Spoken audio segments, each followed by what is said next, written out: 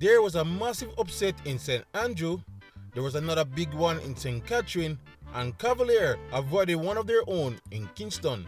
But we start one place and one place only, and that's at the Stadium East, where it was the best West Kingston derby in years.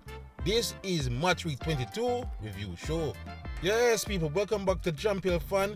It was upset galore in Match Week 22, but we just got to start at the West Kingston derby. Tivoli taking on Arnett. As for the starting lineup for Tivoli, two key changes to their squad. Rashawn Oldfield returns from Vere back into the starting 11, as well as Alton Lewis, who left in the summer for their opponents Arnett. As for the Junglers, they were practically unchanged from their 5-1 win over Humber Lion, which meant that Richard Andrews and Jadine Wall kept their spots in the starting 11. Now, it's a good thing that there was a running track nearby, cause Tivoli was off to the races as soon as the opening whistle. They came at Arnett immediately, they pressed and counter-pressed and caused the Junglers all kind of trouble, especially when they were on the ball, which meant that the men in Tangerine were the more dangerous ones, especially at goal. Their first shot came from a Tivoli player right here when they went over the bar, but then they would come on the same right side again before they play a hard low cross into the box. The ball was deflected onto the crossbar before Kevin Wilson decided to try his block, but hit the ball straight to Javon Wall before it was finally cleared. Warning shots from the men from Tivoli. They will come again, this time on the left hand side. A good slip ball played in for Stephen Clark. Wall did well to come out to smother it, but he needed to fill on the wing to mop up any mess. So Tivoli is still coming closer and closer, but they will finally get the breakthrough not long after that, thanks to some individual brilliance from a youngster. I felt it was unlucky to not get a national call-up. Fuller got the ball right here and rolled past Shafani Willis in midfield easily before getting the ball onto his left foot and getting it past Wall, after posing into the back of the net. 1-0 to Tivoli, and it was just desserts. And it was practically had nothing in the game up to this point, but they had a corner, and from that corner they find another man that I felt was unlucky not to be in the national team, Joel Jones, with a dancing header that went in the back of the net. 1-1 just like that, and Tivoli had to work again. And they almost got the go-ahead goal just like immediately after that. Steve Clark played full out in once more, and he tried to steer the ball in the lower right corner, but Wall extended himself in goal and blocked the shot. But Tivoli was not going to be denied. Straight from a corner, the ball flicked on at the near post by Price before he found the feet of Rashawn Oldfield, who smashed it home through the legs of Wall and into the goal. 2-1, I had the Tivoli fans singing and dancing in the stands. Not long after that, Tivoli had a great chance to extend their lead, but it just missed out, while Arnett had a great chance of their own to equalize right before half-time with his cracking Willis free kick that crashed off the bar. But despite the high crazy tempo, the first half would end Tivoli 2, Arnett 1. At the halftime break, coach Xavier Gilbert of Arnett made some tweaks to his team and even make 1 or 2 changes, including Harbour coming into the team. But straight after the kickoff again, it would be the Tangerine boys that managed to find the next goal in the game. Once again, it was down the right hand side that they worked their magic. The ball came in from the box right here, a good dummy by Alton Lewis, saw the ball find Garnett, whose scuffed shot went on target, but the poking toe of Joel Jones deflected the ball past Wall and into the back of the net. A bit of a scrappy goal, but now Tivoli are 2 up. But Arnett should have got a goal back immediately right after that. Jaime Thomas had a nice swivel and shot right here that was too hot for handle for Arnett. That saw Warner Brown did well to tee up Arbine, but somehow he missed the entire target and over the bar. A big chance for the Junglers to get back into the game. But after this, at roughly the 60th minute, it seemed that Tivoli finally ran out of steam and Arnett finally got a bit of respite in possession. They now started to dominate the ball and there was no coming more and more into the game. But they still needed another set piece to get back another goal. The ball flicked on right here at the near post. It landed to Joel Jones' feet, who did well to get the shot on target, did well to block it, but the deflection went straight to alert Warner Brown, who got the ball over the line and into the back of the net. 3-2, and now Arnett are definitely cooking up a comeback. But the way it happened would definitely hurt Tivoli fans. A simple ball to the back here saw a mistake by the Tivoli defender, which allowed Fairman Reed all the space and time to try wait a good pass in behind for Warner Brown. Harton did well to come off his line to try to clear the ball, but his clearance hit the defender and it rolled back in the path of Warner Brown. Then good hustling here by the number 9 ensured the ball went over the line and into the back of the net. 3-all, I can't say the Junglers didn't work hard enough to come back into the game. And at this point, you see the Tivoli defenders have now lost their heads, because immediately right after that, Warner Brown was played in right behind again, bearing down on goal, and Malik Hawkins decided to drag him back on his shoulder and draw the foul. Now, I must admit, in real time, it looked like a penalty, but when you look at the replays, the drag back happened just outside the box. A penalty was given though, and this would just fuel the cause for more VAR in the league. But nonetheless, it will be Warner Brown for a chance for a hat-trick, and he duly obliged kicking the ball in the back of the net, and no, the Junglers are 4-3 up. Tivoli were completely dejected after this, and honestly this never had a fighting spirit to try to get back in the game, and it seemed likely if there's going to be another goal in the match, it would be from the men in white. So it was no surprise after some good work by Harbour to try dance pass for the Tivoli defenders. He was able to find an unmarked Warner Brown at the top of the penalty box. Brown could have easily taken the shot, but he decided to tee up his senior strike partner, Vere Reed, who did well to get his shot in the lower left corner and into the back of the net. 5-3 on the scoreboard now, and Arnett fans are now the ones talking smack. After that, it wasn't much left in the game, and the whistle will finally be blown, and a crazy West Kingston derby here at Stadium East. So, it was a supersonic match, but how was it in terms of numbers? Well, Tivoli had 45% of the possession compared to 55% from Arnett Guns. Tivoli had 11 total shots in the game compared to 20 by Arnett Guns in the end. Tivoli managed to have 7 shots on target compared to 9 on target for the Junglers. 53 dangerous attacks for Tivoli Gardens, 56 dangerous attacks from Arnett Guns. 2 corners for Tivoli, 6 corners for Arnett Guns, and of course 1 red card in the game going to the men in Tangerine. Yeah, so I don't know where to even start with this one, apart from just simply saying this was a great advert for the league. Definitely the best game this season and one of the best in years. It was classic drone with Tivoli in that first half, but individual errors at the back saw the Junglers come back into the game. While Arnett Guns, well, I have to give credit here to their coach Xavier Gilbert, who made some tactical tweaks and smart substitution that saw the Junglers regain midfield and come back into the game. But regardless, people, if you ever had somebody that doubt the entertainment value of the JPL, show them this match. Once again, it finishes Tivoli Gardens 3, Arnett Gardens 5. No, with Tivoli losing, Cavalier had a great chance to pull away from the chasing pack for the playoff spots when they were taking on the arch rivals Vere Phoenix United. In terms of the starting lineup for Vere, they handed their debut to their new striker Kevon Atkinson up top. There was no Wooling in the middle, so Kai Butler once again captains. And the big news, of course, it was that national team player Tyreek McGee makes his debut in the number 10 position. As for Cavalier, sadly, their number 10 was still missing, but Shaquille Stein returns to the starting lineup. And it was good to see Watson shake off a recent knock to start in midfield. No, unlike the Garden Derby, the tempo for this game was much more measured at the opening whistle as both teams took their time to get into rhythm. But it didn't take long before Cavalier started to dominate the ball, and there was no probing from each wing to try to get into the box. But it was the electric pace of Carly Avery down here on the left, but he sprint past 2 Vere players before finding Dwayne Allen in the box, composed himself opposite to Calvin, who teed up himself for a volley and it went straight in the back of the net. A surprising strike attack out of nowhere, and Cavalier now leads 1-0. They should have got their second moments after that. Again, some good work on the left hand side. Saw Stein in on goal, but he opted to pass and it didn't work out before the ball was played back into the box, and it was a little bit too high for Calvin. That saw his team header save. Now, up to this point, Vere didn't really have anything going in the opposite direction, but yet they will still manage to find themselves an equalizer. In the 22nd minute, some good work by Maggie here down the left, and he managed to get his shot off at the angle. Barkley got hands on it but spilled the shot right in his 6-yard box for Atkinson on debut to tap it in. 1-1 against the run-up play. But Cavalier was still in firm control. They still managed to dominate the ball, and again will carve up a great chance once more, but Calvin squared this ball from the right. I found an unmarked Shaquille Stein, who managed to horribly get his finish wrong and head the ball over the bar. He complained about the sun in his eyes, but I will tell you, an informed Stein of last year would have scored this goal even with his eyes closed. That would be the last major chance for either team into the halftime break.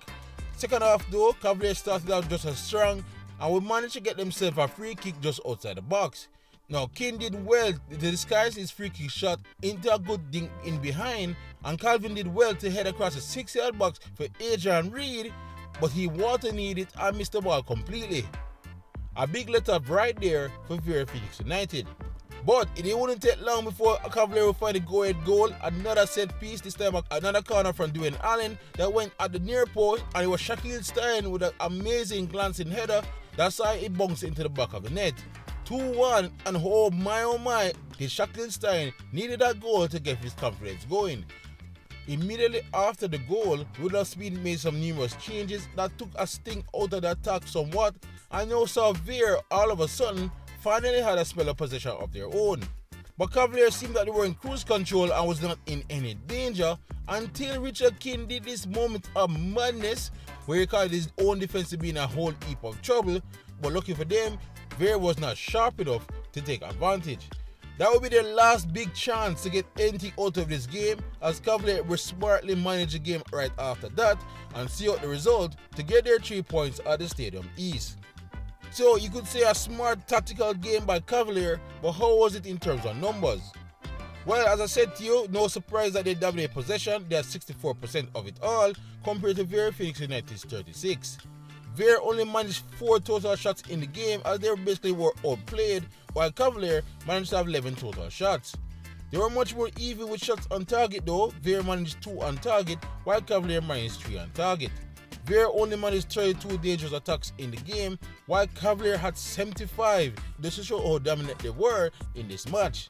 0 corners to Vere, 9 corners to Cavalier.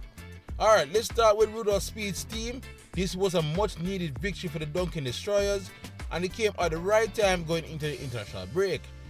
While Vere Phoenix United, their problems are more complex, but with a talent like Tyreek McGee in the middle, they might just have enough firepower to get themselves out of relegation troubles. We will see, but for now, it ended Vere Phoenix United 1, Cavalier 2. So Cavalier avoided the upset, but league leaders Mount Pleasant will be hoping to do the same when they travel to the compound to take on Harbour View. In terms of the starting lineup for the Stars of the East, 2 major changes as Trayvon Reed and Dominican Javed George pulled from the team and were replaced by Kwasa Chung and Rahul Parchment. I should also mention Garth Stewart and Captain Kasim Priestley were also missing from that midfield. As for Mount Pleasant, they made some changes of their own. Alex Marshall get a start here in the middle of the park, but it would be the familiar strike force of Raheem Edwards and Shaheel Bradford for them up top. Now, when the game kicked off, Harbour had a surprisingly confident start and dominated the ball in the opening minutes. Mount Pleasant took some time before they found their footing, but they were still having trouble attacking through the middle that saw a majority of their shots coming from way out far. While the home team did well to convert their confident start into a good goal. The build-up play happened here on the right-hand side. A good cross was played into the box. In the short term, Mount Pleasant did well to clear it, but it fell to Timor Lewis, who did well to now put it back into the box and found an absolutely free Rowan Brown right there on the doorstep for not at home. 1-0 to Harbour View, and you can't argue that they didn't deserve that lead. After this, it was all about the splendid work of Luka Kang in the middle of the park, as Mount Pleasant was looking for the immediate response, but the tall midfielder was having himself quite a game, snuffing out all dangers in midfield. Forced Mount Pleasant to try their luck from the wings, and Daniel Green, who was playing left wing, was the only man that seemed dangerous in a white shirt. Thanks to his work, Mount Pleasant got the best chance to equalize in that first half from a free kick at an acute angle, and while it was a good shot that beat Bennett, it only managed to hit the crossbar and away for safety.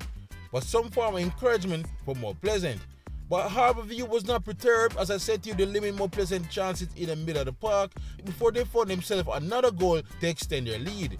A ball placed here in the right-hand channel found Rowan Brown, who flicked his defender.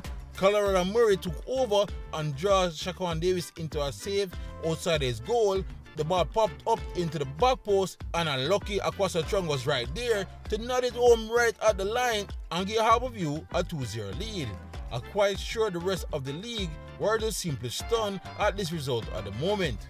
Right after that, the halftime whistle will be blown and More Pleasant walks into the tunnel with some work to do. The same could be said for Topper Whitmore, of course, and he made one major tactical adjustment at the halftime break by taking off Alex Marshall, who was invisible in that first half, bringing on Kimoni Bailey, and then switched to a 4-4-2.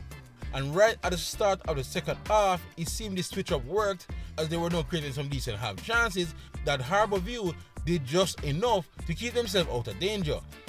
More Pleasant were definitely knocking on the door, but Harbour themselves also had some great half chances of their own on the counter, but lacked the composure they had in the first half to finish on More Pleasant for good. Then the Stoosh in the Bush had their best chance of the half and the match, where this route one goal kick for Shaquan Davis found the head of Edwards that flicked on Shaquille Bradford in behind with a one-on-one with Bennett, but he seemed that he was a bit impatient for the ball to come down and he jumped to kick it and kick it wide. Such a massive chance for Bradford and More Pleasant. But they were still coming, still hoping to get another goal to come back into the game before this ugly incident paused the game. Now I want you to take a good look to the top left hand corner right here, where you see number 17 Jashawn Anglin having some choice words with some fans outside the stadium, and then all of a sudden something was thrown onto the pitch from that general direction. Anglin was not happy about that. He took up the item and threw it back, which prompted the police, Harbour and the referee to now intervene.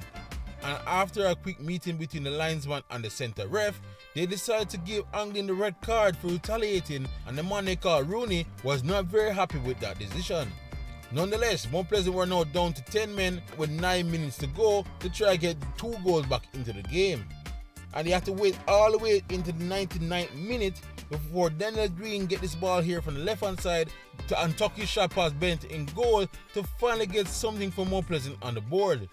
But it came a little too late and the final whistle was blown right after that, and More Pleasant winning streak snapped at 12 matches. So it was a good win for the Stars of the East, but how was the game in terms of stats? Well, Harbour had 48% of possession compared to More Pleasant 52%. Harbour only had 7 total shots in the game, majority of those came in the first half, while More Pleasant managed to have 9 total shots. Harbour only had 2 on target to get their 2 goals, and More Pleasant only had 1 on target. Harbour managed to have 38 dangerous attacks, while More Pleasant had 64. 3 corners to Harbour, 6 corners to More Pleasant. Let's start with the home team right here. Thanks to the work they did in the transfer market, they finally have a squad that can score some goals. As for More Pleasant, they could be annoyed that their 12-game winning streak came to an end, but it had to happen sometime, and this is the game they look the most mentally fatigued. Anyway, for now it finishes though, Harbour 2, More Pleasant 1. Now, with that massive upset at the compound, both Dunbeholden and Montego Bay now a win here will allow them to keep pace with their rivals. As for the starting lineup for Dunbeholden, most of the starting 11 returned from their win against Chapelton, except one key change.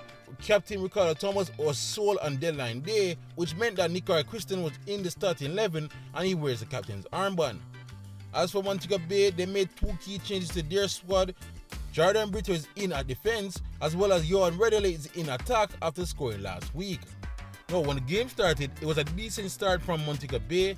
They started fairly okay and was coming at Dunbeholden, and even got off the first shot in the match. But it didn't take long before Dunbeholden kind of took over the ball and was now coming at Moby themselves, before drawing some great saves from Aaron Inil in the Montego Bay goal. They definitely had their chances to get something on the score sheet, but just couldn't manage to pull through. While Moby had one more chance before the end of the half, but they themselves could not find the breakthrough. So 0-0 it remains after 45 minutes. Second half now, again I felt Moby started the better. I was looking like they were more and was looking dangerous, as if they were going to find the opening goal. But it didn't take long before Dunbeholden again draw Aaron Inils into some good saves. At this point, the game was definitely on a knife edge. Almost seemed that he needed divine intervention to break the deadlock, and in the 80th minute, Dunbeholden fans would probably be praising God when they were finally able to draw a penalty and give themselves the best chance to get the opening goal. DeAndre Thomas would be the one to stand up and take it, and he coolly slots it home to give Dunbeholden a massive 1-0 lead late in the game. Credit to Mobe, they surged back right after that and came close to finding an equalizer before Dwight Merrick would get the second and final goal of the match in the 86th minute when he was at the back post right here to tap it home and give Dunbeholden clearly all 3 points late in the game. Full-time whistle will be blown and Dunbeholden will pull off another massive scalp here on their own patch. So a massive win for the home team. How was the game in terms of stats? Well, Dunbeholden managed to outpossess Mobe with 53% compared to the visitors' 47%. Dunbeholden only managed 5 total shots in the game compared to Montego's 4. Dunbeholden also had 37 dangerous attacks, while the visitors only managed 24. 7 corners to Dunbeholden, 4 corners to Mobe. Now, let me start from the team from West. I always believe the smaller dimensions of the sports complex here in Dunbeholden would be most problematic to the way Montego Bay likes to play. They simply didn't have the width or enough space in behind to cause Dunbeholden trouble.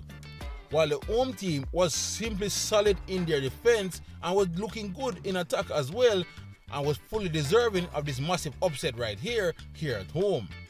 So it's no surprise that the final whistle reads Dunbeholden 2, Montego Bay United 0.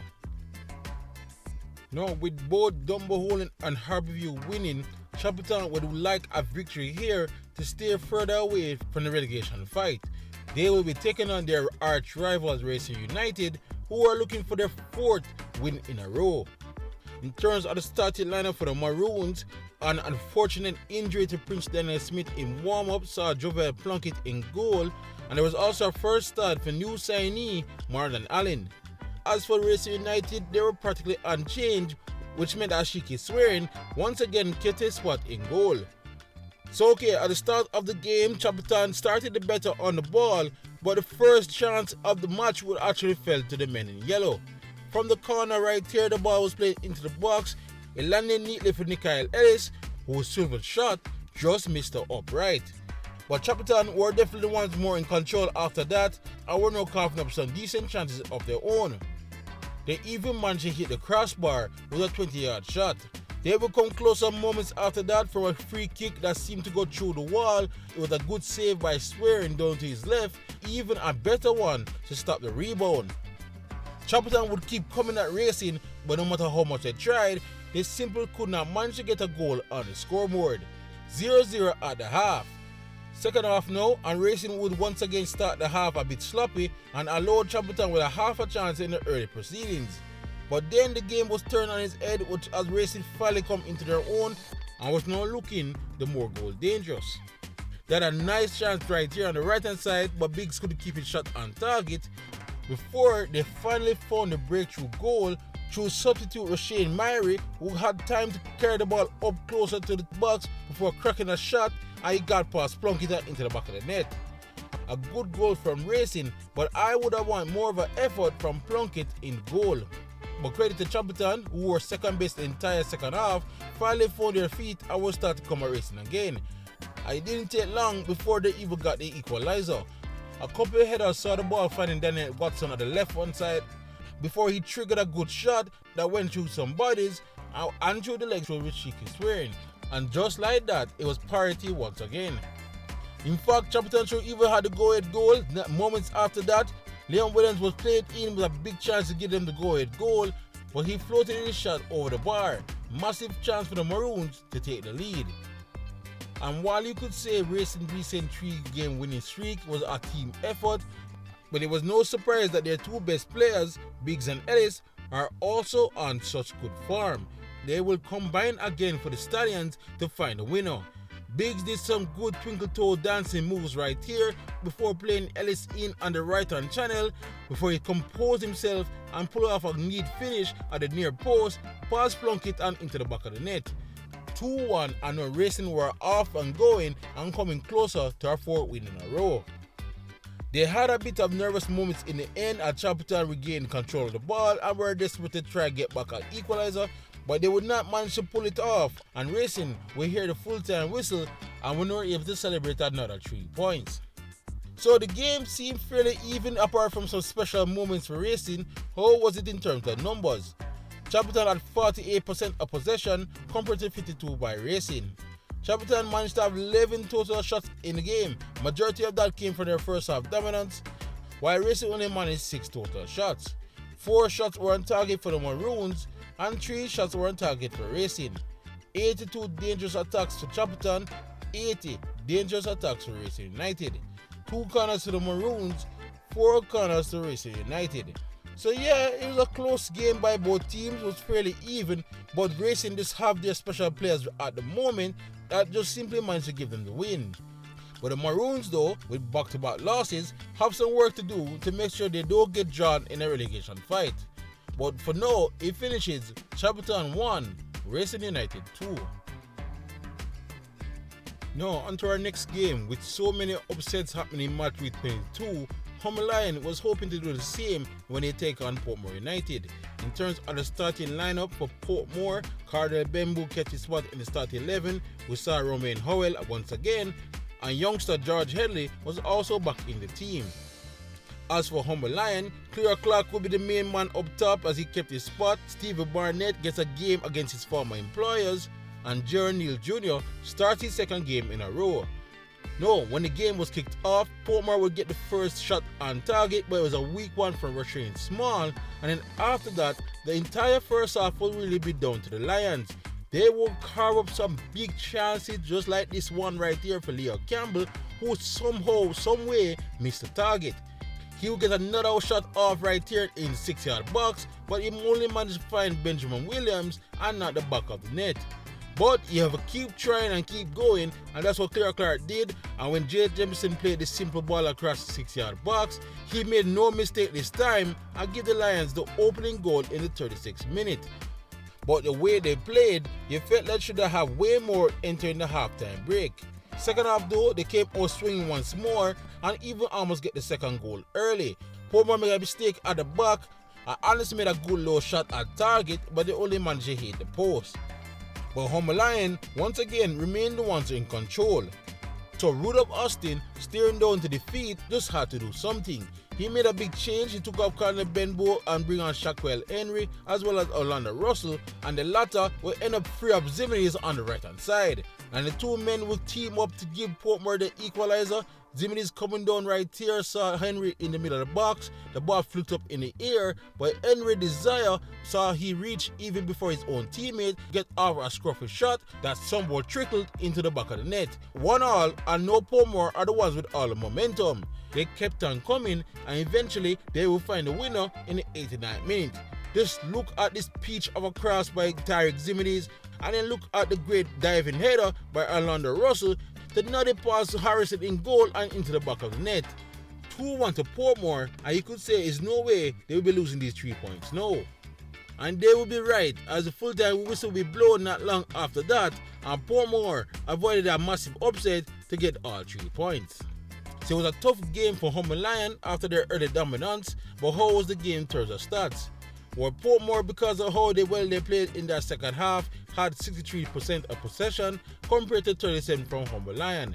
Portmore managed to outshoot them as well with 13 total shots compared to 9 from the Lions. 4 shots on target to Sun City Boys, 3 shots on target to Molynes, 47 dangerous attacks for Portmore, and 37 dangerous attacks to Molynes. 5 corners to Portmore, 3 corners to Molynes. Alright, so I will start with Portmore here. I have to give credit to Rudolph Austin once again. He made the right moves in that second half when his team was in trouble, and just like last week, it paid off big time. While for Molynes, man, just like what happened with Arnett last week, finishing and let them down once again in that first half, but there remain signs of encouragement that they may have enough talent to dig themselves out of the relegation zone. We will see, of course, but for now, it ended Portmore 2, Molynes 1. Now, onto our final game, which will be Waterhouse playing at home in Jerusalem, taking on Molynes United. In terms of the starting lineup for the home team, both Elvis and John Wilson remain in the starting lineup as regular captain Kermar Foster, who is still out with a broken finger. while Molynes handed back the starting reins up top to Peter McGregor as Jason Wright returned to the bench and youngster David Hutchinson returned to the starting lineup in the back line. This was always going to be a massive game for Waterhouse after their string of bad results, and they started this match off knowing they had to get something out of it. It displayed on the pitch because they created all the chances basically in that first half. Shamara Booth right here from the corner at the 6-yard box before Andre Fletcher found Javane Bryan down the right-hand channel, but his cuff shot was snapped out by Darren Dene. Another set piece with Shamara Booth again on the doorstep, but his neat effort couldn't get past Dene in goal before Fletcher once again let Javane Bryan on the right-hand channel, and this time Bryan did not even draw Dene into making a save, but it was all Waterhouse dominance in that first half. They were also dominant in the start of the second half as well, and Javane Bryan will not want to see this tape again. Blair find the big number 9 in the middle of the box, but somehow he messed this all up and not even getting shot off on target. 0-0 it remains, which meant that Molynes had a big chance to, make them pay for it, and Peter McGregor came close with his shot right here that was well saved by Wilson at the acute angle. But Molynes were definitely back in the game at the moment, and they should have even went ahead after a big mistake by John Wilson right here that somehow he lost the ball while trying to throw it out, and Shamari Dennis should have composed himself better before blasting his efforts away. But they would get the go-ahead goal not long after that. Come a Queen Thompson free kick. Jason Wright did well to get in front of his defender before laying it off to Tarek Wilson, who could have shot but decided to slip back the ball to his substitute Jason Wright once again, who did well to compose himself and finish like a true forward that he is. 1-0 to Molynes, and hopefully a goal like that, get Jason Wright out of his goal-scoring funk. After that, with many changes in the game, the tempo slowed and the game was slipping away from Firehouse before they eventually find an unlikely equalizer out of nowhere. Blair placed another cross deep into the box.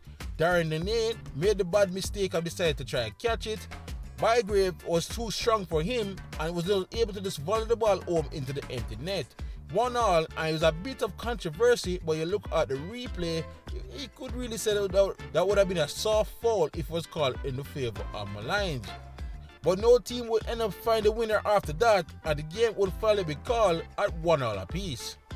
So Firehouse was looking like another defeat was on their hands, but they managed to get a point. How was the game in terms of stats? They managed to have more possession, of course, at 56% compared to 44% for Molynes. They had 12 total shots in the game as well, compared to 9 total shots by Molynes. 6 were on target for Firehouse Nation, 2 were on target for Molynes, 62 dangerous attacks to Waterhouse, 48 dangerous attacks to Molynes. Alright, let's start quickly right here for Waterhouse. I guess they did well to manage not to lose this one, but clearly they're not in the best of form at the moment and the pressure is building. While Molynes, once again, their defense is looking much better, but they are stalling a bit in attack. Hopefully that goal by Justin Wright will wake him up and get him going. But anyway, once again, it finishes Waterhouse 1, Molynes 1. So we will wrap up with the last table right before the international break. Mount Pleasant still leads the way with 52 points from their 20 match played. Arnett is now jumped to second with 45 points. Moby are in third now with 44 points. Portmore stays steady in fourth with 38 points. Cavalier, despite their win, are still stuck in fifth with 37 points. And Waterhouse round out the top 6 with 34 points. Racing 4 wins in a row drop them all the way to 7th with 28 points. Tivoli are in 8th now with 27 points. Molynes are steady in 9th with 23 points. Dunbeholden are out of the relegation with 22 points after 2 matches won. Chapelton are closer to relegation now in 11th with 20 points. And Harbour are out of the red zone with 19 points from 12 games played. Vere have slipped into relegation with 17 points in 13th, and Lions still remains in the basement with 14 points. But alright guys, that's it all from Explosive Match Week 22. Thank you for watching, and please like, subscribe and share as we look to keep you all up to date on the Jamaican Premier League leading up to the final in May. Otherwise, for great JPL content, you're already at the right place. JPL fan. YouTube, big up yourself.